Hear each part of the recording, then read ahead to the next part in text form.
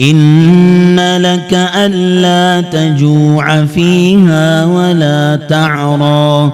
وأنك لا تظمأ فيها ولا تضحى فوسوس إليه الشيطان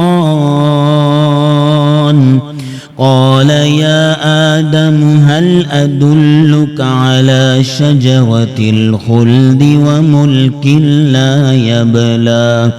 فأكلا منها فبدت لهما سوآتهما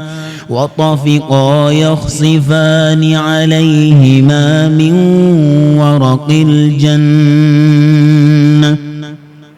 وعصى آدم ربه فغوى ثم اجتباه ربه فتاب عليه وهدى قال اهبطا منها جميعا بعضكم لبعض عدو فإما يأتينكم مني هدى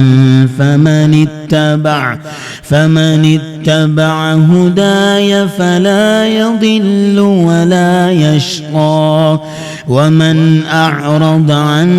ذكري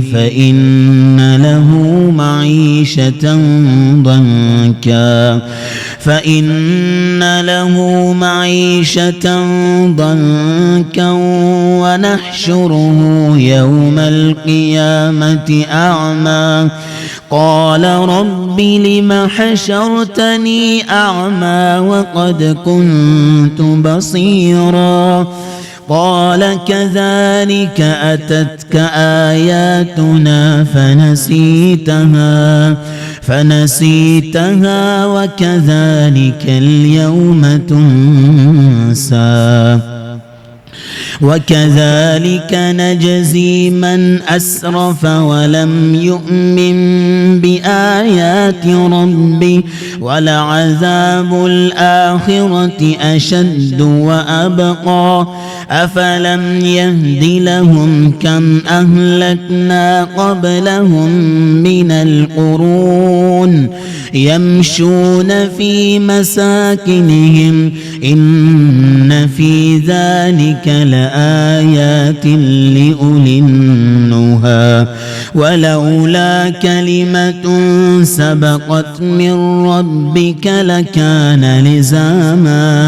لكان لزاما وأجل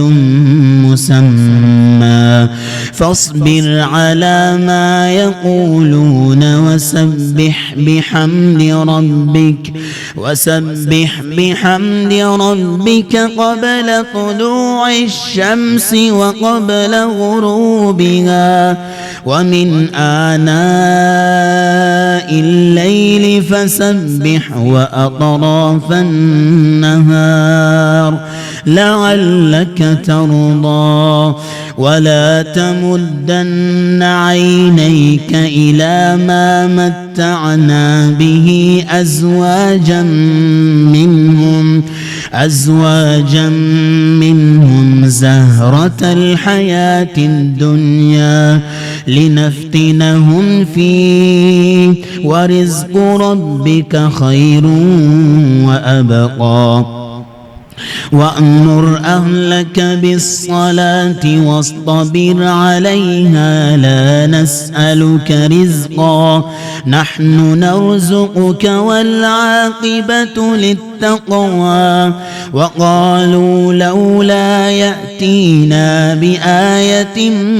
من ربه أولم تأتهم بينة ما في الصحف الأولى ولو أنا أهلكناهم بعذاب من قبله لقالوا ربنا لولا أرسلت إلينا رسولا فنتبع آياتك من قبل أن نزل ونخزى قل كل متربص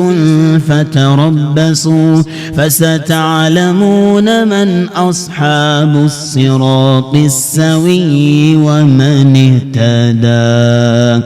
بسم الله الرحمن الرحيم.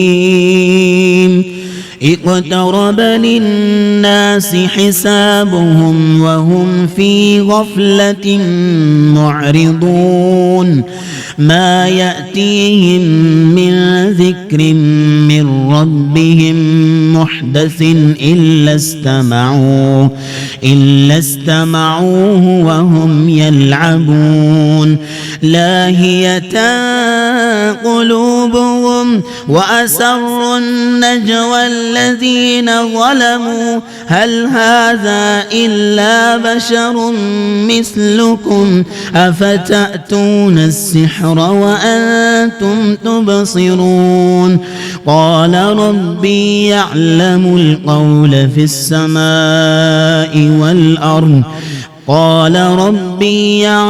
القول في السماء والأرض وهو السميع العليم بل قالوا أضغاث أحلام بل افتراه بل هو شاعر فليأتنا بآية كما أرسل الأولون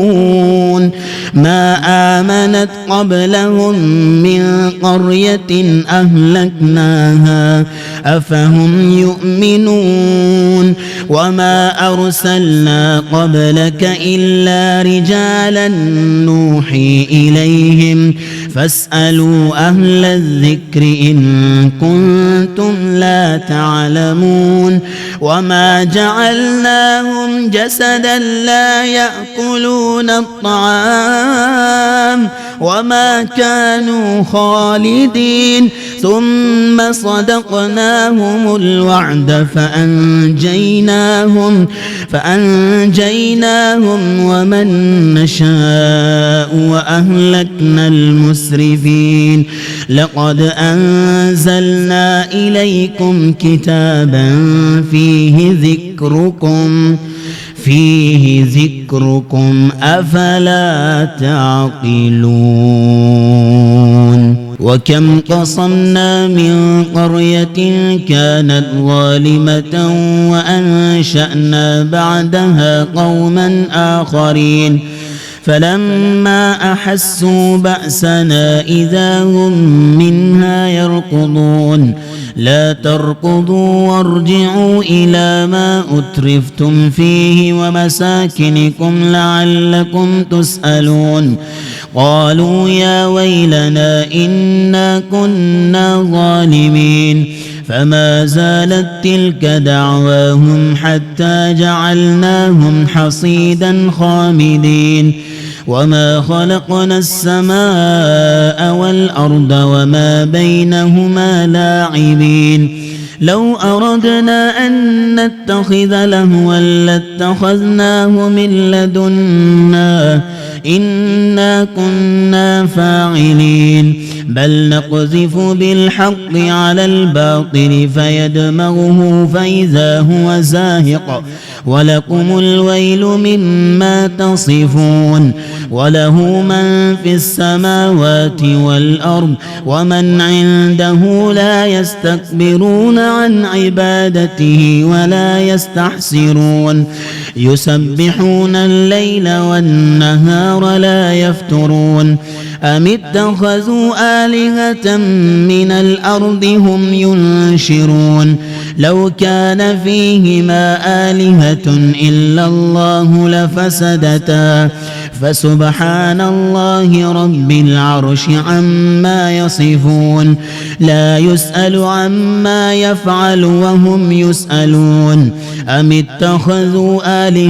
أم اتخذوا من دونه آلهة قل هاتوا برهانكم إلهكم هذا ذكر من معي وذكر من قبلي بل أكثرهم لا يعلمون الحق فهم معرضون وما أرسلنا من قبلك من رسول إلا نوحي إليه أنه لا إله إلا أنا فاعبدون وقالوا اتخذ الرحمن ولدا سبحانه بل عباد مكرمون لا يسبقونه بالقول وهم بأمره يعملون يعلم ما بين أيديهم وما خلفهم ولا يشفعون إلا لمن ارتضى وهم من خشيته مشفقون ومن يقل منهم إني إله من دونه فذلك نجزيه جهنم كذلك نجزي الظالمين أولم ير الذين كفروا أن السماوات والأرض كانتا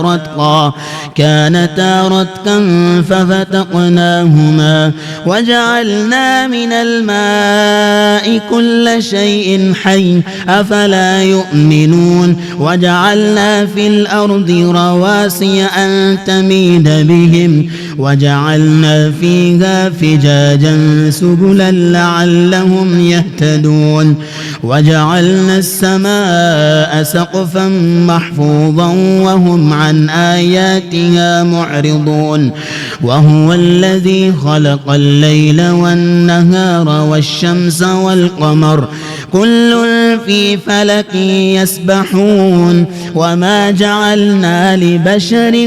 من قبلك الخلد أفإن مت فهم الخالدون كل نفس ذائقة الموت ونبلوكم بالشر والخير فتنة وإلينا ترجعون وإذا رآك الذين كفروا إن يتخذونك إلا هزوا أهذا الذي يذكر آلهتكم وهم بذكر الرحمن هم كافرون خلق الإنسان من عجل سأريكم آياتي فلا تستعجلون ويقولون متى هذا الوعد إن كنتم صادقين لو يعلم الذين كفروا حين لا يكفون عن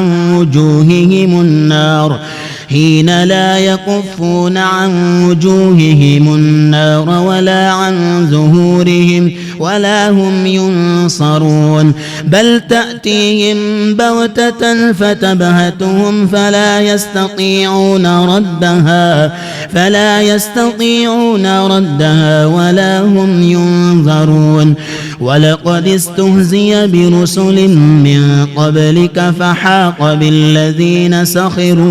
فحاق بالذين سخروا منهم ما كانوا به يستهزئون قل من يكلؤكم بالليل والنهار من الرحمن بل هم عن ذكر ربهم معرضون أم لهم آلهة تمنعهم من دوننا لا يستطيعون نصر أنفسهم ولا هم منا يصحبون بل متعنا هؤلاء وآباءهم حتى طال عليهم العمر أفلا يرون أنا نأتي الأرض ننقصها من أطرافها أفهم الغالبون قل إنما أنذركم بالوحي ولا يسمع الصم الدعاء إذا ما ينذرون ولئن مستهم نفحة من عذاب ربك ليقولن يا ويلنا إنا كنا ظالمين ونضع الموازين القسط ليوم القيامة فلا تظلم نفس شيئا وإن كان مثقال حبة من خردل أتينا بها وكفى بنا حاسبين ولقد آتينا موسى وهارون الفرقان وضياء وذكرا للمتقين الذين يخشون ربهم بالغيب وهم من الساعة مشفقون وهذا ذكر مبارك أنزلناه أفأنتم له منكرون ولقد آتينا إبراهيم رشده من قبل وكنا به عالمين إذ قال لأبيه وقومه ما هذه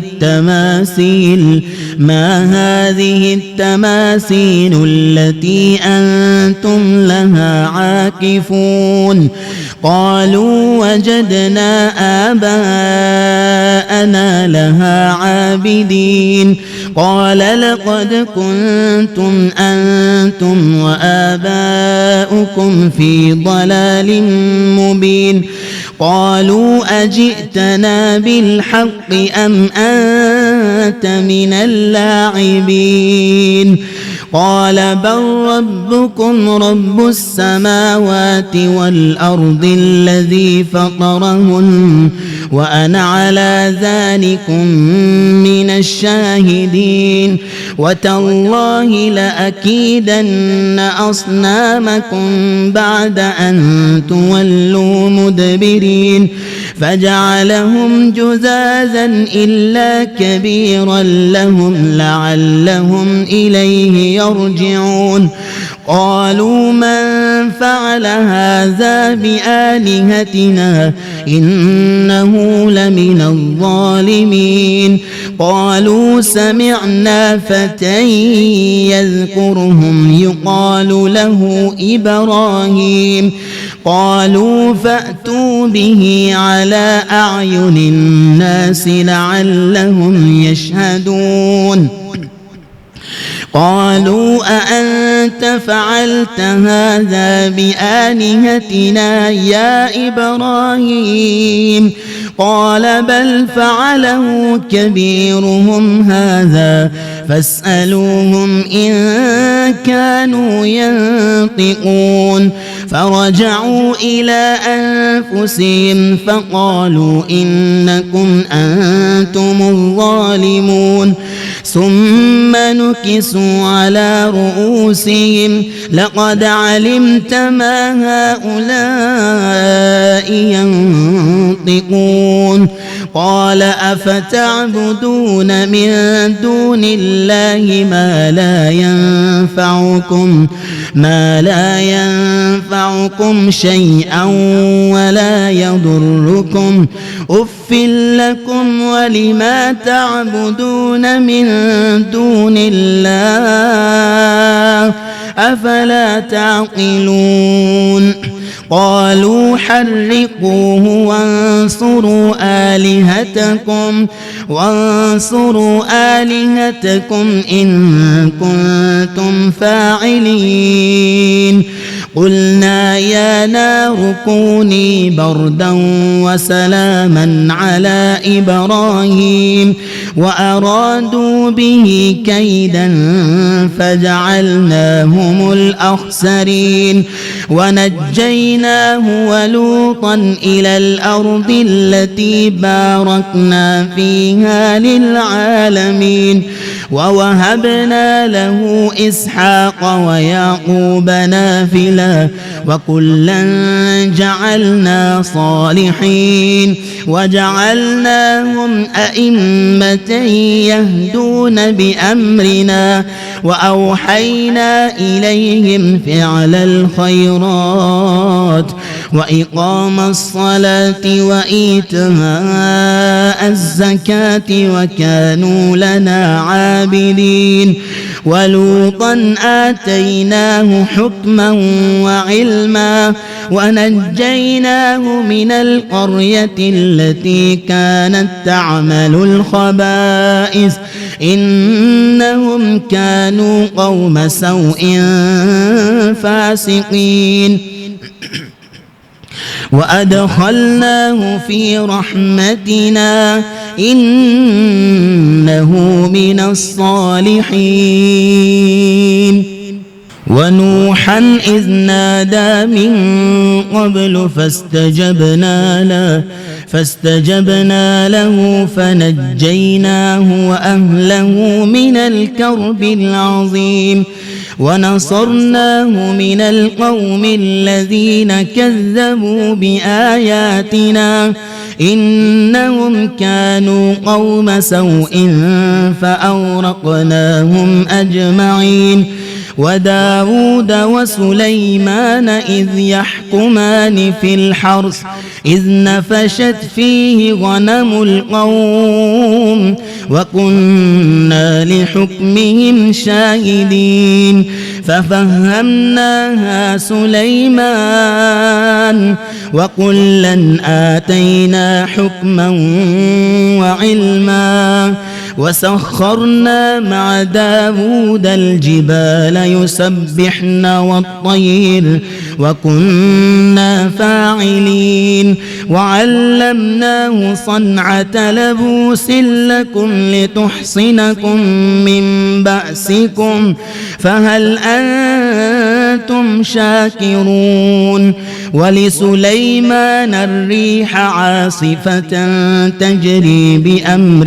تجري بأمره إلى الأرض التي باركنا فيها وكنا بكل شيء عالمين ومن الشياطين من يغوصون له ويعملون عملا دون ذلك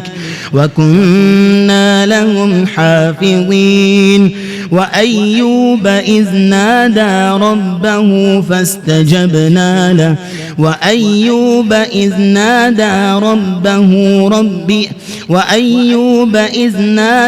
ربه أني مسني الضر وأنت أرحم الراحمين فاستجبنا له فكشفنا ما به من ضر وآتيناه أهله ومثلهم معهم رحمة من عندنا وذكرى للعابدين وإسماعيل وإدريس وذا الكفل كل من الصابرين وأدخلناهم في رحمتنا إنهم من الصالحين وذا النون إذ ذهب مغاضبا فظن أن لن نقدر عليه فنادى في الظلمات أن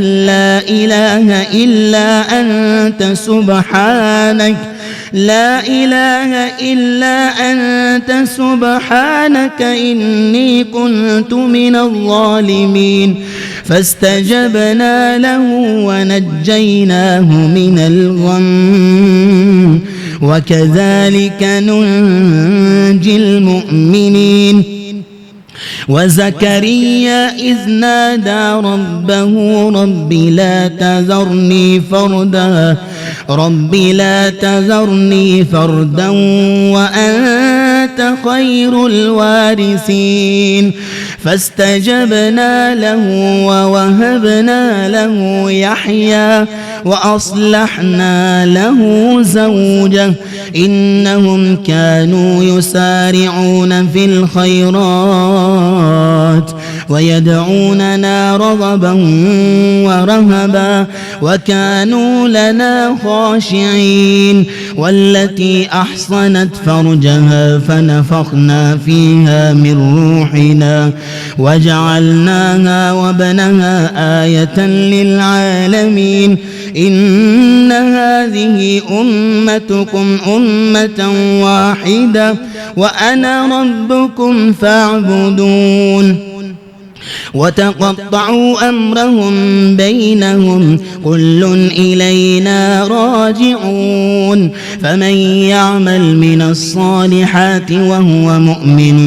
فلا كفران لسعيه وإنا له كاتبون وحرام على قرية أهلكناها أنهم لا يرجعون حتى إذا فتحت يأجوج ومأجوج وهم من كل حدب ينسلون واقترب الوعد الحق فإذا هي شاخصة أبصار الذين كفروا يا ويلنا قد كنا في غفلة من هذا بل كنا ظالمين إنكم وما تعبدون من دون الله حصب جهنم أنتم لها واردون لو كان هؤلاء آلهة ما وردوها وكل فيها خالدون لهم فيها زفير وهم فيها لا يسمعون إن الذين سبقت لهم منا الحسنى أولئك عنها مبعدون لا يسمعون حسيسها وهم فيما اشتهت أنفسهم خالدون لا يحزنهم الفزع الأكبر وتتلقاهم الملائكة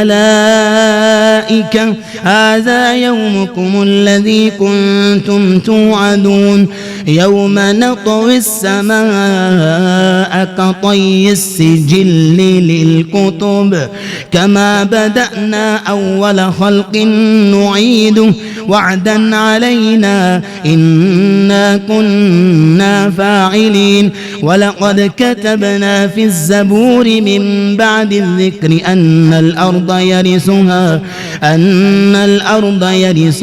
عبادي الصالحون إن في هذا لبلاغا لقوم عابدين وما أرسلناك إلا رحمة للعالمين قل إنما يوحى إلي أنما إلهكم إله واحد فهل أنتم مسلمون فإن تولوا فقل آذنتكم على سواء وإن أدري أقريب أم بعيد ما توعدون إنه يعلم الجهر ويعلم ما تكتمون وإن أدري لعله فتنة لكم ومتاع إلى حين قال رب احكم بالحق وربنا الرحمن المستعان على ما تصفون بسم الله الرحمن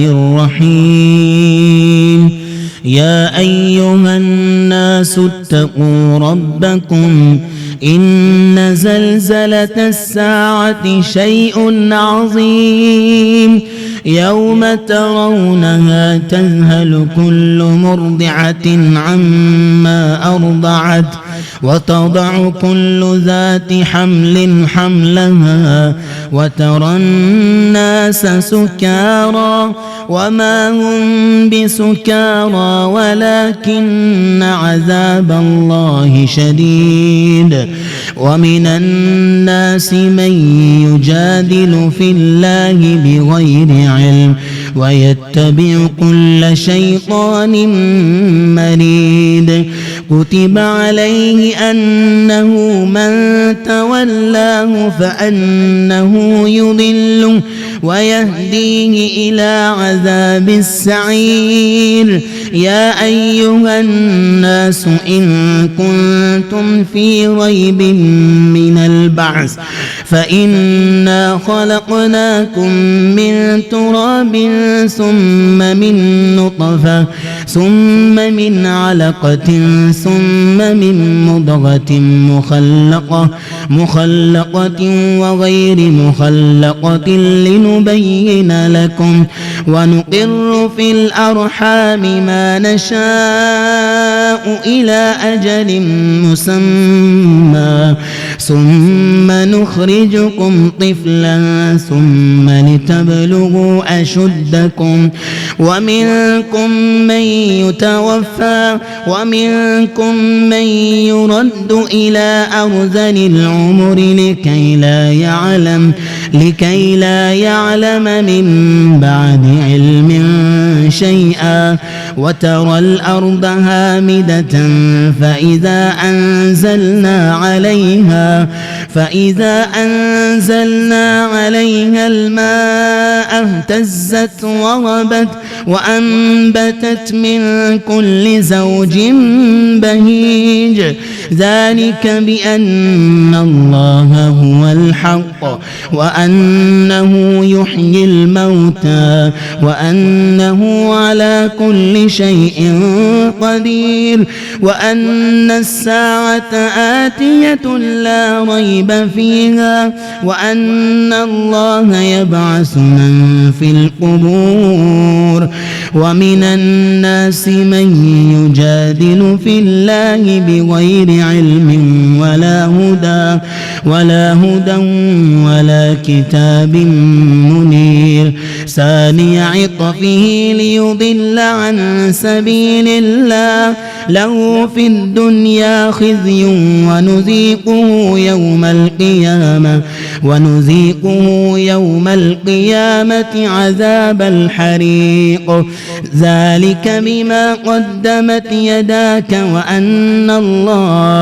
وأن الله ليس بظلام للعبيد ومن الناس من يعبد الله على حرف فإن أصابه خير اطمأن به وإن أصابته فتنة انقلب على وجهه خسر الدنيا والآخرة ذلك هو الخسران المبين يدعو من دون الله ما لا يضره وما لا ينفعه ذلك هو الضلال البعيد يدعو لمن ضره أقرب من نفعه لبئس المولى ولبئس العشير إن الله يدخل الذين آمنوا وعملوا الصالحات جنات تجري من تحتها الأنهار إن الله يفعل ما يريد من كان يظن أن لن ينصره الله في الدنيا والآخرة فليمدد بسبب إلى السماء ثم ليقطع فلينظر هل يذهبن كيده ما يغيظ وكذلك أنزلناه آيات بينات وأن الله يهدي من يريد إن الذين آمنوا والذين هادوا والصابئين والنصارى والمجوس والذين أشركوا إن الله يفصل بينهم يوم القيامة إن الله على كل شيء شهيد ألم تر أن الله يسجد له من في السماوات ومن في الأرض والشمس والقمر والنجوم والجبال والشجر والدواب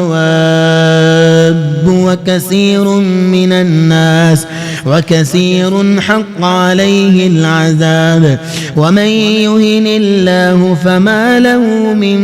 مكرم إن الله يفعل ما يشاء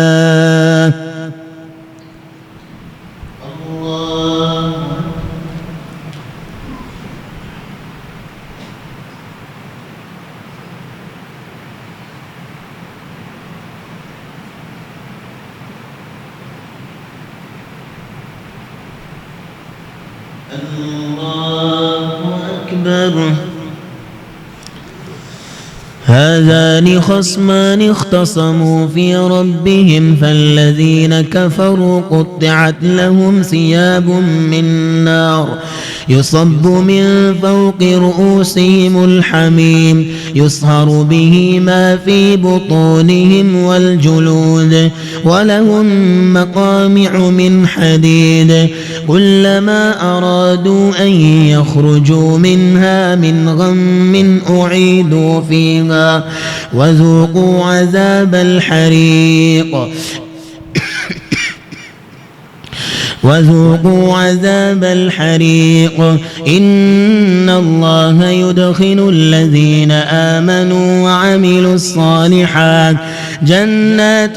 تجري من تحتها الأنهار يحلون فيها من أساور من ذهب ولؤلؤا ولباسهم فيها حرير وهدوا إلى الطيب من القول وهدوا إلى صراط الحميد. إن الذين كفروا ويصدون عن سبيل الله والمسجد الحرام الذي جعلناه للناس سواء العاكف فيه والباد ومن يرد فيه بإلحاد بظلم نذقه من عذاب أليم.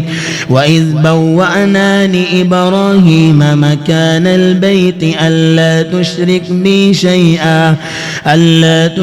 بي شيئا وطهر بيتي للطائفين والقائمين والركع السجود. وأذن في الناس بالحج يأتوك رجالا وعلى كل ضامر يأتين من كل فج عميق ليشهدوا منافع لهم ويذكروا اسم الله في أيام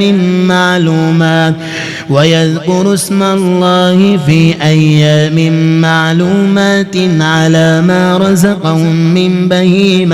من بهيمة الأنعام فكلوا منها وأطعموا البائس الفقير ثم ليقضوا تفثهم وليوفوا نذورهم وليطوفوا بالبيت العتيق. ذلك ومن يعظم حرمات الله فهو خير له عند ربه. وأحلت لكم الأنعام إلا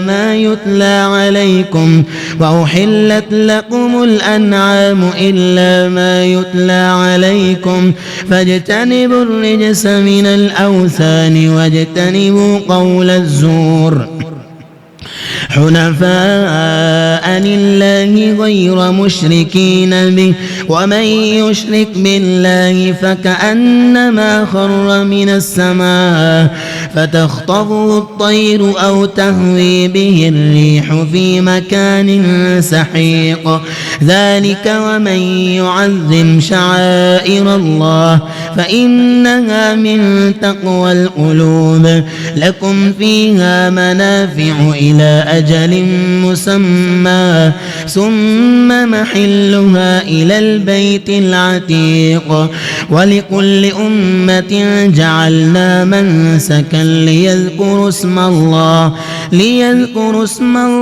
على ما رزقهم من بهيمة الأنعام فإلهكم إله واحد فله أسلموا. وبشر المخبتين الذين إذا ذكر الله وجلت قلوبهم والصابرين على ما أصابهم والمقيم الصلاة ومما رزقناهم ينفقون. والبدن جعلناها لكم من شعائر الله لكم فيها خير فاذكروا اسم الله عليها صواف فإذا وجبت جنوبها فكلوا منها وأطعموا القانع والمعتر كذلك سخرناها لكم لعلكم تشكرون لن ينال الله لحومها ولا دماؤها ولكن يناله التقوى منكم كذلك سخرها لكم لتكبروا الله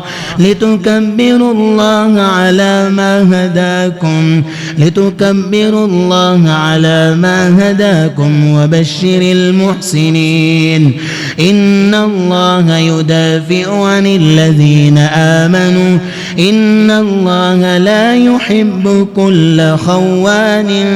كفور أذن للذين يقاتلون بأنهم ظلموا وإن الله على نصرهم لقدير الذين أخرجوا من ديارهم بغير حق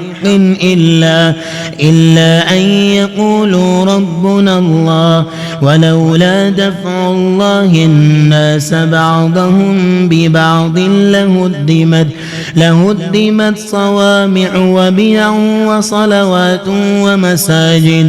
ومساجد يذكر فيها اسم الله كثيرا ولينصرن الله من ينصره إن الله لقوي عزيز الذين إن مكناهم في الأرض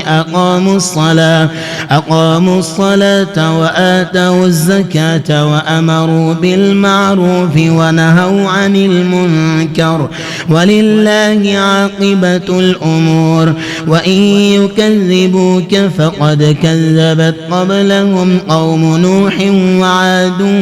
وثمود وقوم إبراهيم وقوم لوط وأصحاب مدين وكذب موسى فأمليت للكافرين ثم أخذتهم فكيف كان نكير فكأي من قرية أهلكناها وهي ظالمة فهي خاوية على عروشها وبئر معطلة وقصر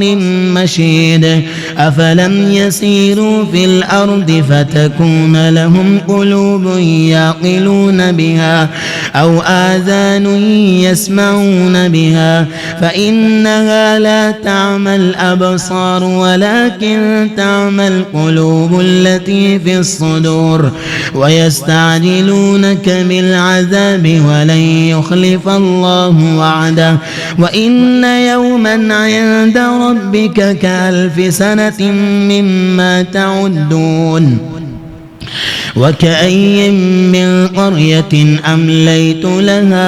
وكأي من قرية أمليت لها وهي ظالمة ثم أخذتها وإلي المصير قل يا أيها الناس إنما أنا لكم نذير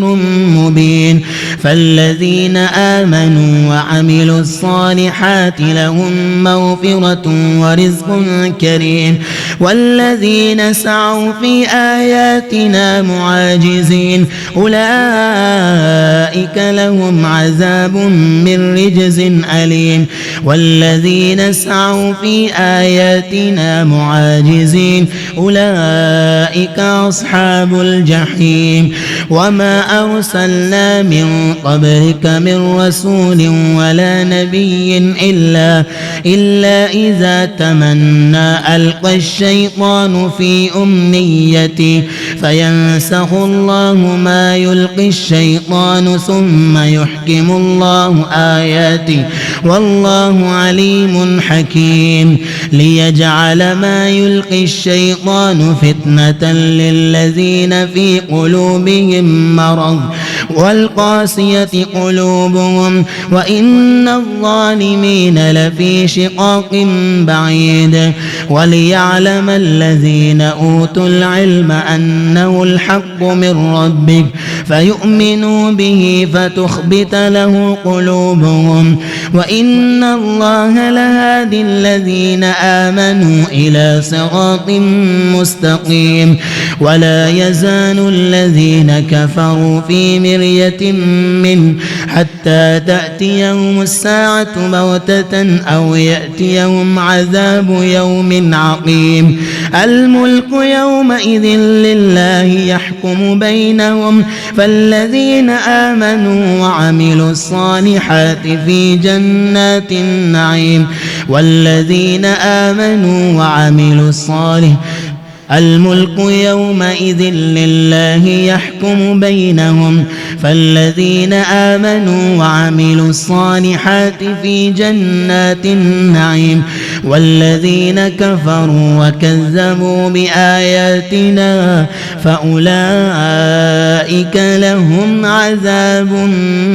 مهين. والذين هاجروا في سبيل الله ثم قتلوا أو ماتوا ليرزقنهم الله رزقا حسنا وإن الله لهو خير الرازقين. ليدخلنهم مدخلا يرضونه وإن الله لعليم حليم. ذلك ومن عاقب بمثل ما عوقب به ثم بغي عليه لينصرنه الله إن الله لعفو غفور. إن الله لعفو غفور. ذلك بأن الله يولج الليل في النهار ويولج النهار في الليل وأن الله سميع بصير. ذلك بأن الله هو الحق وأن ما يدعون من دونه هو الباطل وأن الله هو العلي الكبير. ألم تر أن الله أنزل من السماء ماء فتصبح الأرض مخضرة إن الله لطيف خبير. له ما في السماوات وما في الأرض وإن الله لهو الغني الحميد. ألم تر أن الله سخر لكم ما في الأرض والفلك تجري في البحر بأمره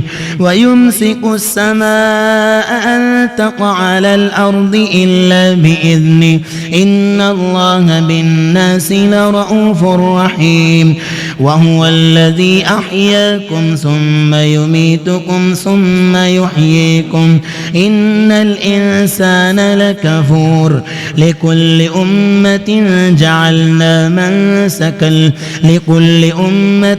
جعلنا منسكا هم ناسقوه فلا ينازعنك في الأمر وادع إلى ربك إنك لعلى هدى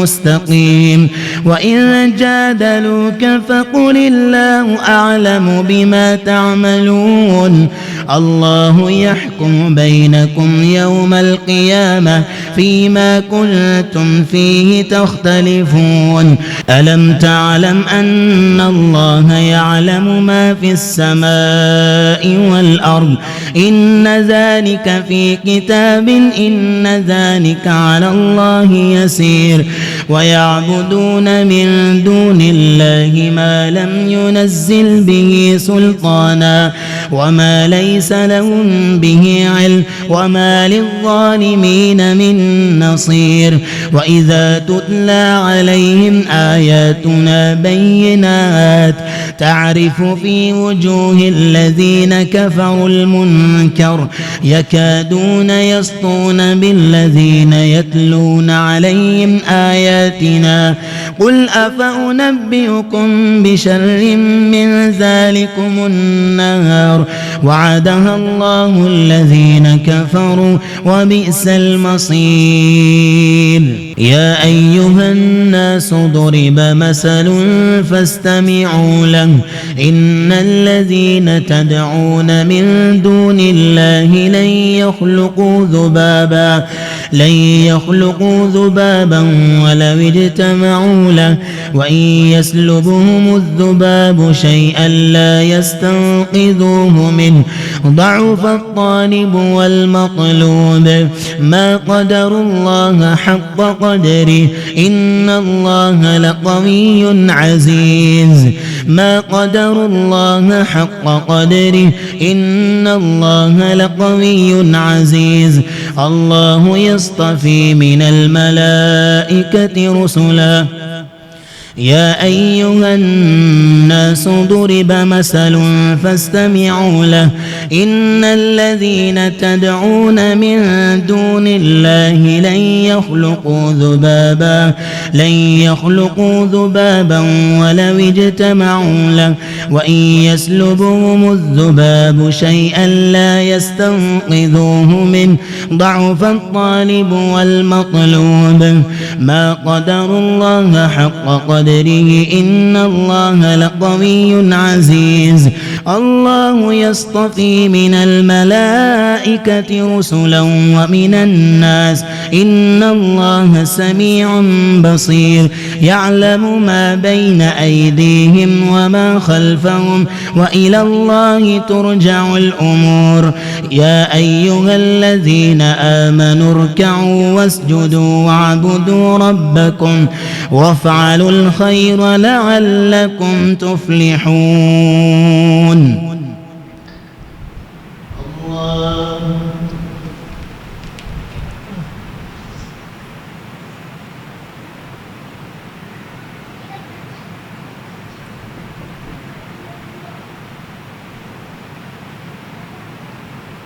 الله أكبر وجاهدوا في الله حق جهاده هو اجتباكم وما جعل عليكم في الدين من حرج ملة أبيكم إبراهيم هو سماكم المسلمين من قبل وفي هذا ليكون الرسول شهيدا عليكم وتكونوا شهداء على الناس فأقيموا الصلاة وآتوا الزكاة واعتصموا بالله هو مولاكم فنعم المولى ونعم النصير